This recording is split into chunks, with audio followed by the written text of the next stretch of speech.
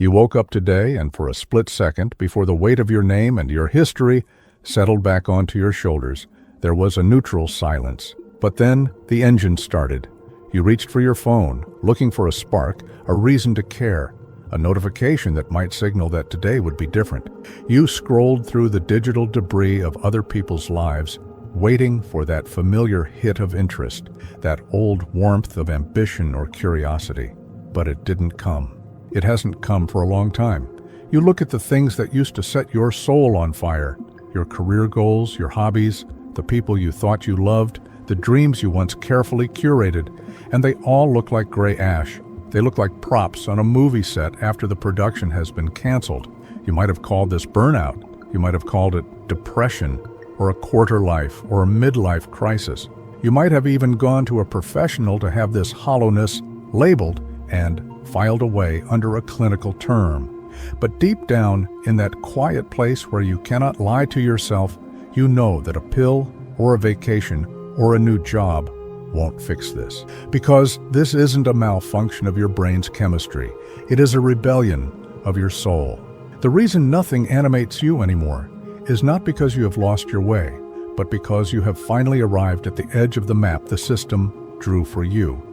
You have reached the end of the script, and you are realizing that the character you've been playing was never actually you. If this resonates, consider subscribing. The world tells you that the cure for your boredom is more. More novelty, more travel, more status, more self-care. That usually involves buying something. But you've tried more, haven't you?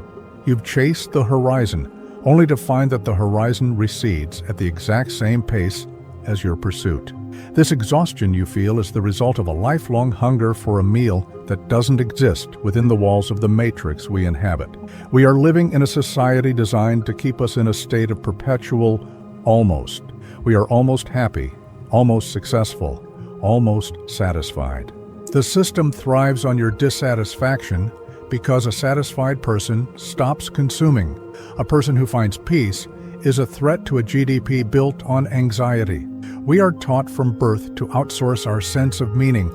We are told that meaning is something you achieve, something you earn, something you display. We build our lives like a gallery, carefully placing achievements on white walls for the world to see.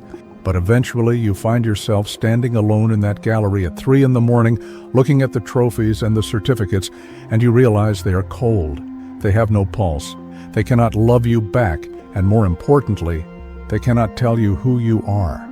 This is the moment when the lights flicker. This is the moment when the boredom becomes an existential ache. It is the realization that you have spent your vital energy building a temple for a God you don't even believe in.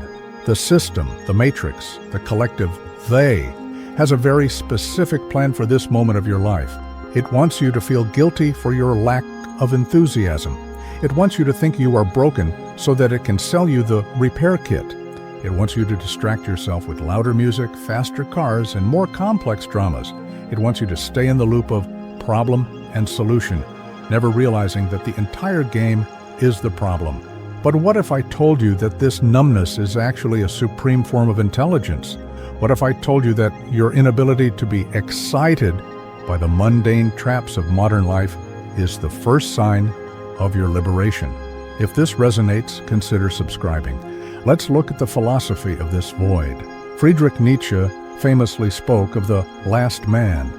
The last man is the one who has lost all higher aspiration, who seeks only comfort and security, who has his little pleasure for the day and his little pleasure for the night, but who is essentially dead inside.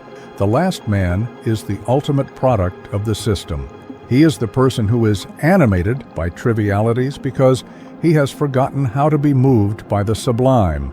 If you find yourself unable to be a last man, if you find that little pleasures no longer sustain you, it is because something in you is demanding a return to the great noon, to a life of actual weight and consequence. We are terrified of the void because we have been trained to see emptiness as a lack.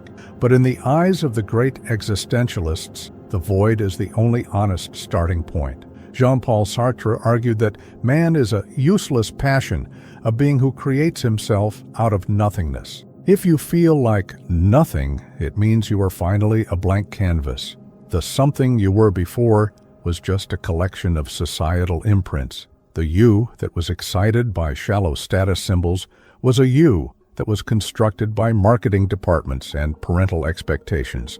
That version of you had to die so that the real you could be born.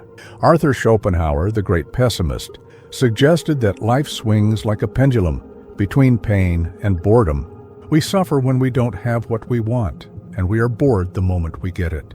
The system tries to keep the pendulum swinging as fast as possible, so you never notice the pivot point. But your pendulum has slowed down. It's hanging heavy in the center. This stillness feels like death, but it is actually the beginning of the aesthetic or even the religious stage of existence, as Søren Kierkegaard might say. You are moving beyond the stage of mere sensory enjoyment into the realm of the spirit, where meaning is not found in the external world, but forged in the internal fire. If this resonates, consider subscribing. Think of your life as a grand, ornate house. For years, you've been decorating the rooms, inviting guests over, and keeping the garden manicured. You thought the house was your home, but one day you notice a crack in the foundation. You realize that the walls are made of cardboard. You realize that the guests are just ghosts of your own insecurities. The boredom you feel is the moment you stop trying to fix the cardboard. You sit down on the floor in the middle of a hollow room and you refuse to pretend anymore. This is visceral. It feels like a starvation of the heart. It feels like you are a phantom limb, sensing a world you can no longer touch. The system is a machine that runs on the fuel of your diverted attention. It feeds you dopamine snacks, short bursts of artificial excitement, to keep you from noticing the absolute lack of nutritional value in your life's work. You're like a lion in a cage that has been fed processed meat for so long that it has forgotten how to hunt. Now, the lion is laying in the corner, staring at the wall, refusing to eat the pink slime. The zookeepers are worried. They think the lion is depressed. They try to throw a rubber ball into the cage to stimulate it. But the lion isn't depressed. The lion has simply realized that the cage is not the world. This lack of animation is your wildness trying to break through the concrete of your civilized conditioning. It is a biological and spiritual protest.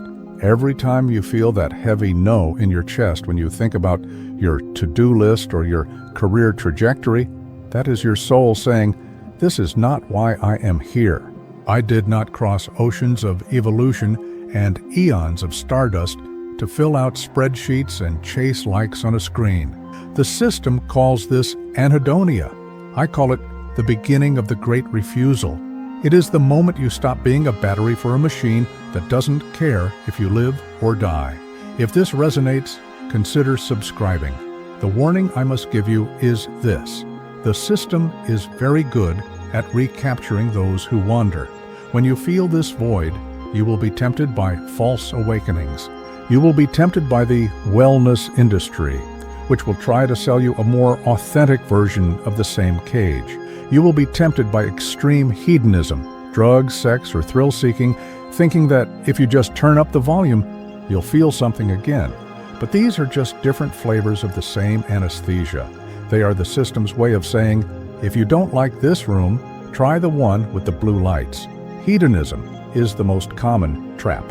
When the normal life stops working, people often dive into the forbidden life, but they find that the forbidden life is just as mechanical.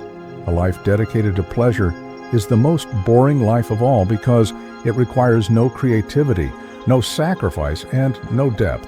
It is just a different kind of consumption. You are still the consumer, and you are still being consumed. The mechanical life is safe. It is predictable. It is the life of the they-self that Martin Heidegger warned us about. The life where we do what one does, we think what one thinks, and we feel what one is supposed to feel. The step that everyone ignores until it is too late is the step of radical honesty with the void. Most people, when they hit this wall, try to climb over it, tunnel under it, or pretend it isn't there. They fill the silence with podcasts, white noise, and constant social interaction. They are terrified of what they might hear if they actually listened to the emptiness. But the emptiness is your only teacher, now. Until you are willing to sit in a room alone with no distractions and face the absolute hollowness of your current existence, you will never find the thread that leads out of the labyrinth. If this resonates, consider subscribing. The new paradigm is not about finding new things to be excited about. It is about a total shift in how you relate to reality itself. It is the shift from being in the world as a tool to being as an end in itself. Vocation, not career. Presence, not productivity. Authenticity, not performance. This is the path of the Übermensch, or the Overman, the one who creates their own values in the face of a nihilistic world. It is the realization that you are not a thing among other things in a marketplace. You are a clearing in which the universe is experiencing itself. Living de verdad, living for real, is terrifying because it has no safety net. It means admitting that most of what you were taught was a lie. It means being okay with being unproductive in the eyes of a system that views you as a human resource. It means reclaiming your time as a sacred vessel rather than a commodity to be sold. It means understanding that the animation you are looking for isn't a high-energy, woohoo feeling. It is a deep, quiet, grounded sense of rightness. It is the feeling of a key finally sliding into a lock. It is not fun. It is true. You might object and say, but I have bills, I have responsibilities, I can't just sit in the void, and this is where the system has you. It has tied your survival to your compliance. I am not telling you to quit your job tomorrow and move to a cave. I am telling you to stop giving the system your internal world. You can perform the tasks required for survival while keeping your soul in a state of holy insurrection. You can work the job without believing in the cult of the job. You can pay the bills without letting the debt define your value as a human being. The first step is internal liberation. Once you are free on the inside, the outside world eventually has no choice but to follow suit. If this resonates, consider subscribing. Let me tell you a story about a man named Elias. Elias was the perfect man by the system's standards. He had the high-rise apartment, the prestigious title in a firm that moved numbers around for other firms, the beautiful partner who looked good in photos, and a wardrobe of suits that cost more than some people's cars. Elias was animated for 15 years. He lived on coffee and adrenaline. He was the king of his small plastic mountain. But then, one Tuesday afternoon, while he was staring at a PowerPoint presentation about synergy, something snapped. It wasn't a loud snap. It was the sound of a bubble popping. Suddenly, Elias couldn't speak. He looked at the words on the screen, and they looked like hieroglyphics from a dead civilization. He looked at his colleagues and saw only skeletons wrapped in expensive fabric. He went home and sat in his designer chair, and he realized he didn't know the person sitting in it. He tried to fix it. He went on a luxury retreat. He bought a faster car. He tried biohacking to optimize his brain, but the more he tried to get back to normal, the more normal felt like a suffocating blanket. He descended into a total hedonic collapse. He stopped caring about his appearance, his status, his future. He became a ghost in his own life. One night, at his lowest point, Elias sat on his balcony overlooking the city. He saw the millions of lights and realized each one represented a person struggling to stay animated in a game they were destined to lose. In that moment of total despair, he stopped fighting the emptiness. He let the void in. He said, "Okay, I am nothing. This life is nothing." And in that total surrender, something miraculous happened. A weight he didn't even know he was carrying evaporated. He felt a strange, cool breeze of peace. He realized that if he was nothing, he was finally free to be anything. He left the firm, sold the apartment, and began a life that the system would call smaller, but which he knew was infinitely larger. He started working with his hands, planting trees, talking to people instead of networking. He found that the animation he had been chasing was a cheap neon light compared to the quiet sunrise of a life lived with integrity. If this resonates, consider subscribing. This process is a death and a rebirth. You are currently in the stage of decomposition. This is the stage that the system hates because you are useless during it. In nature, when a fallen tree decomposes, it looks like a disaster. It's rotting, it's dark, it's full of holes. But that decomposition is what feeds the soil for the next forest.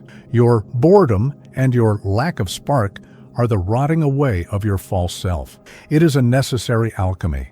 You must be reduced to ash before you can rise. The vazio, the void, is not a pit to fall into.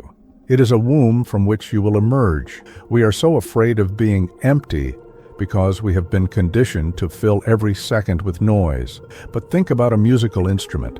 A flute is only useful because of the empty space inside it. A room is only habitable because of the void between the walls. Your life is the same. The nothingness you feel is the space where your true self is finally allowed to breathe. Stop trying to fill it with content. Stop trying to fill it with improvement. Just be the space. Let the boredom wash over you until it stops being a threat and starts being a sanctuary. Viktor Frankl, who survived the ultimate matrix of the concentration camps, found that those who survived were not the strongest or the most animated. They were those who could find a will to meaning even in the midst of total deprivation. They realized that when everything is taken away, your status, your possessions, your future, you are left with the last of the human freedoms. The ability to choose your own attitude in any given set of circumstances. Your current boredom is a privilege. It is the luxury of being able to choose a deeper meaning now that the shallow meanings have failed you. If this resonates, consider subscribing. So, what are the practical instructions for this transition? How do you inhabit the void? First, you must stop the leakage of your vital energy. Stop checking the phone the moment you feel a flicker of discomfort. Stop running to entertainment the moment you're alone with your thoughts. This is the fasting of the soul.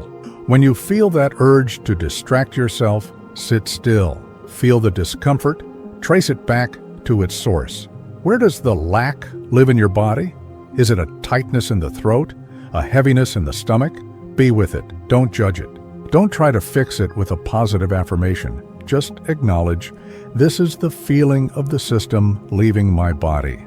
Second, you must recognize the conditioning. Every time you feel guilty for not being productive or sad for not being excited by a party or a promotion, realize that this guilt is not yours.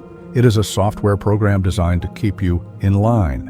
When that guilt arises, say to yourself, I am not a machine. I do not owe the world a performance of happiness. By decoupling your sense of self-worth from your level of animation, you break the power of the matrix over your emotional life. You become an outsider within your own life, a spy in the house of the system. Third, you must find the difficult beauty. The system sells easy beauty, bright colors, loud sounds, instant gratification. But the soul is fed by difficult beauty, the beauty of a winter landscape, the beauty of a complex piece of music, the beauty of a long, honest conversation, the beauty of a truth that hurts. Seek out the things that require something of you. Seek out the things that don't give up their secrets easily. This is how you rebuild your attention muscles. This is how you learn to be animated by the real again rather than the artificial. If this resonates, consider subscribing. Nothing animates you anymore because you have outgrown the playground. You are like a child who has realized that the toys are made of plastic and the stories are make-believe.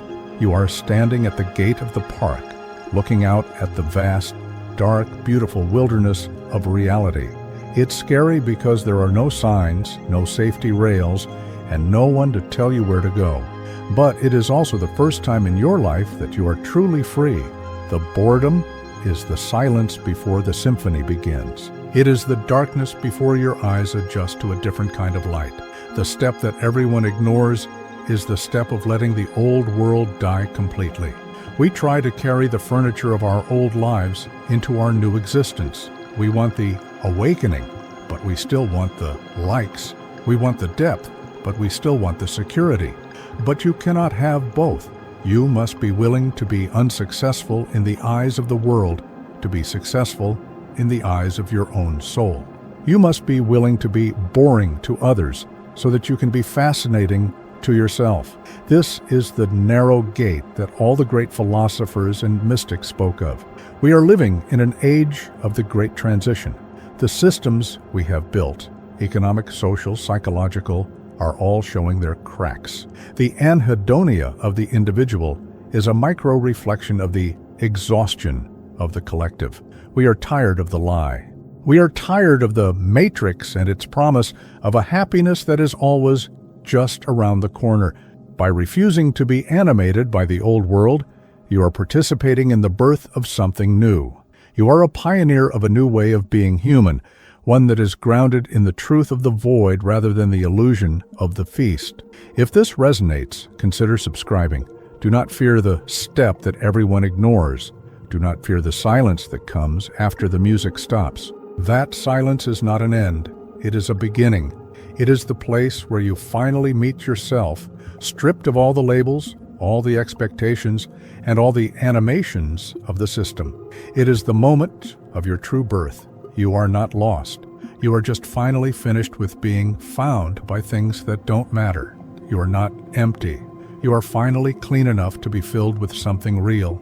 Regret at the end of life rarely comes from the things we didn't achieve.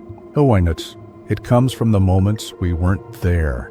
It comes from the years we spent pretending to be excited by things we hated, while the things we actually loved waited patiently for us to wake up. Don't wait until the light is fading to realize that you spent your entire life in a waiting room. The door is open. The boredom is the wind blowing through that open door, calling you out into the night. It is time to stop being a spectator of your own life and start being its creator.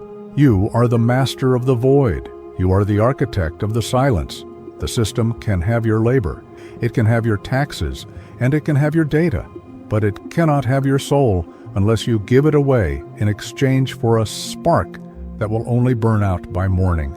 Keep your coldness, keep your numbness, until it turns into a diamond-hard clarity. Because once you see through the illusion can never control you again. You are not broken. You are simply no longer a pawn. And that, my friend, is the most exciting thing in the world, even if you don't feel it yet. If this resonates, consider subscribing. We began this journey by looking at why nothing animates you anymore. We looked at the gray ash of your dreams and the hollowness of your daily routine. We saw how the system engineered this state to keep you consuming, and how your boredom is actually a spiritual revolution. We deconstructed the myths of Nietzsche's Last Man and Heidegger's They. We explored the central metaphor of the lion in the cage in the House of Cardboard. We recognized that the step everyone ignores is the radical acceptance of the void as a source of power. Now, as you look around your room, perhaps the furniture still looks the same. Perhaps the to-do list is still there on your desk, but hopefully the weight of it has changed. You are no longer a victim of your lack of interest. You are its observer. You are the one who is watching the old you decompose, knowing that something far more vital is waiting in the wings. This is the reframe. Your anhedonia is not a symptom of death, but the labor pains of a new kind of life, a life that is not animated by external stimuli, but emanated from an internal core of authenticity. The system will try to pull you back. It will send you notifications of the old world. It will whisper that you are failing, that you are falling behind, that you are becoming irrelevant. But you will know better. You will know that falling behind the matrix is the only way to get ahead of your own destiny. You will know that being irrelevant to a broken society is the highest form of honor. You will sit in your nothingness and you will find that it is actually everything. You will find that the void is not a lack of life, but a life so deep that it doesn't need to shout to be heard. If this resonates, consider subscribing. In the end, we are all just travelers in the desert of the real.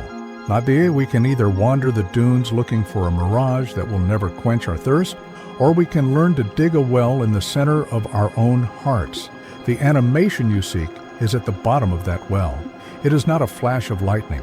It is the steady, cool water of being. It is the peace that surpasses all understanding, the joy that doesn't need a reason, and the purpose that doesn't need an audience. Martin Heidegger said that Dasein, human existence, is a being towards death. We only truly wake up when we realize that our time is finite and that the they cannot die for us. You are the only one who can live your life, and you are the only one who can face your void. Don't let the system distract you from this sacred duty. Don't let the little pleasures rob you of your great destiny. Embrace the numbness, inhabit the emptiness, and wait. Because in the silence, a voice is starting to speak. It is your voice, and it is finally saying something worth hearing. Remember that the most dangerous thing you can do is to fix your boredom before you understand its message. The true motivo. Why nothing animates you is that you are too big for the world you've been living in. Your soul is stretching, and the old walls are cracking. Let them fall. Let the ceiling collapse. The stars have been waiting for you to see them, and you can only see them when the roof is gone. The step everyone ignores is the step of standing still while the world falls away. Do not move. Do not flee. Just watch. If this resonates, consider subscribing. You are not alone in this silence. Across the globe, millions are hitting the same wall. The Great Anhedonia is a collective awakening disguised as a psychological epidemic. We are the generation that is outgrowing the matrix. We are the ones who are refusing to be animated by the ghosts of the past. We are the ones who are choosing the difficult truth over the easy lie.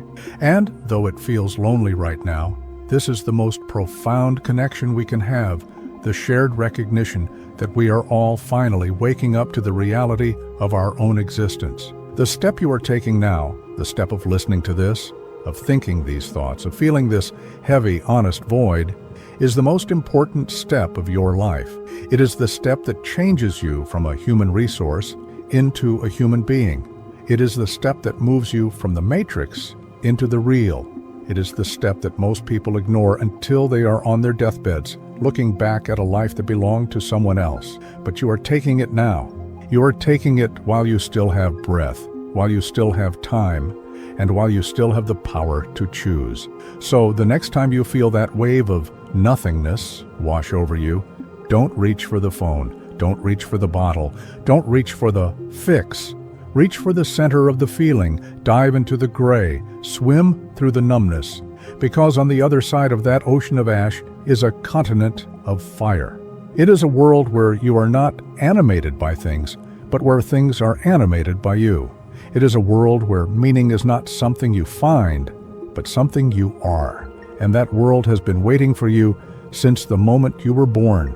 If this resonates, consider subscribing. You are the glitch that the system cannot repair. You are the silence that the noise cannot drown out. You are the void that the more cannot fill. And in that realization lies your absolute, unshakable freedom. The game is over, and you have won by refusing to play. Now, the real life begins. The step you were ignoring is the step you are taking right now. Keep walking, not toward the animation of the old world, but toward the revelation of your own soul. The path is empty, and that is why it is yours. The true motivo, why nothing animates you, is that you have finally become too real for a fake world. Your numbness is your armor. Your boredom is your compass. Your void is your throne. Don't let anyone tell you that you are depressed when you are actually ascending. Don't let anyone tell you that you are lost when you are actually arriving. You have reached the end of the simulation. Now, for the first time, you are standing in the sun. It might be cold at first and it might be blinding, but it is the truth. And the truth is the only thing that will ever truly set you free. As you move forward from this moment, carry the silence with you like a secret weapon. Let it be the filter through which you view every invitation, every opportunity, and every distraction. If it doesn't resonate with the depth of your void, it is not for you. If it doesn't respect the gravity of your existence, it is not for you. Be ruthless with your attention. Be sacred with your time. And above all, be honest with your heart. The step everyone ignores is the only step that matters. It is the step of being yourself, even when yourself feels like nothing. Because in that nothing, everything begins. If this resonates, consider subscribing. The reason nothing animates you anymore is that you are no longer a spectator in the theater of the absurd. You have walked off the stage, out of the building, and into the night. The props are behind you. The script is in the trash. The audience is gone. There is only you, the quiet earth beneath your feet, and the infinite sky above your head. This is the moment you have been waiting for. This is the step you will never regret. This is the end of the Matrix and the beginning of you. You are finally awake. Don't go back to sleep. The void is not your enemy. It is your gateway. The numbness is not your prison. It is your liberation. The system is not your master. It is your memory. You are here. You are now. You are real. And that is more than enough to change the world, even if you do it in total silence. The journey doesn't end here. It only becomes yours. The path is clear, the air is thin, and the view is finally yours to see. Nothing animates you anymore because you are finally the one who is alive. If this resonates, consider subscribing. The true motivo, pelo qual nada te anima mais, is that you have finally recognized the hollow nature of the system's promises, and the step that everyone ignores is the radical embrace of the existential void as the only place where true authenticity can be born. You have reached the end of the artificial light, and now you must learn to see in the dark. It is there, in the profound stillness of your own being, that you will find the spark that never goes out, the spark that doesn't need to be animated, because it is the source of all life itself.